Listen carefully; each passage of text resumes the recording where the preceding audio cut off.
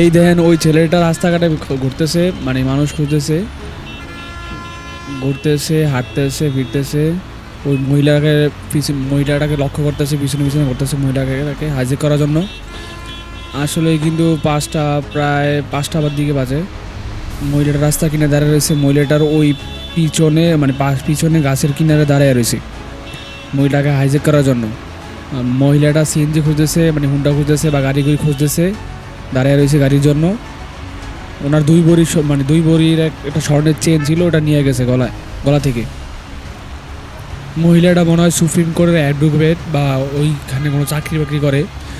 ওই হাতে কালো কোট দেখা যাচ্ছে।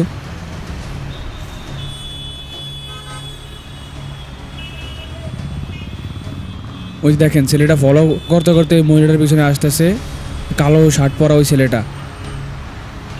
একটু জুম করো তো, হ্যালো একটু জুম করো, আর জুম করো, ওর মুখটা দেখাও, জুম করো, এখানে দেখো। এই যে এই কালো ছেলেটা, এই কালো শার্ট পরা ছেলেটা, এই যে এখন হলে একটু পরে হাইলাইট করবে। এই যে মহিলাটার পিছনে যাচ্ছে, আস্তে আস্তে যাচ্ছে। এখন একটা বাস আসবে, বাস এসে টান মারে, বাসটা দিয়ে সামনে দিয়ে রাস্তার ওই পাশে চলে যাবে। এই দেখা যাচ্ছে, কই গেল? এই যে বাসটা আসছে, এই যে বাসের কারণে দেখা যাচ্ছে না। এই যে টান মারলো, এখন তো এতক্ষণ টান মারছে, এই যে দৌড় দিছে, দৌড় দিছে।